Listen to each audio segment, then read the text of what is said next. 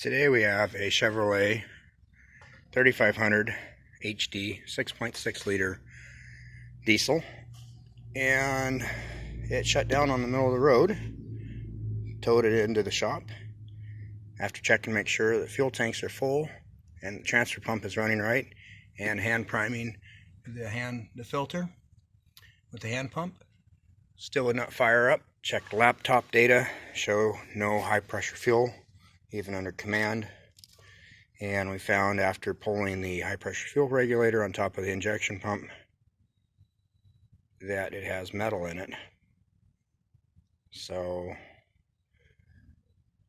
a few chunks, obviously bigger than that. I would recommend taking out that high pressure fuel pump regulator, which is located down here, right there at the two holes with the big hole in the middle, and I access that relatively easy by taking out the air conditioning pump. Pretty quick to get to.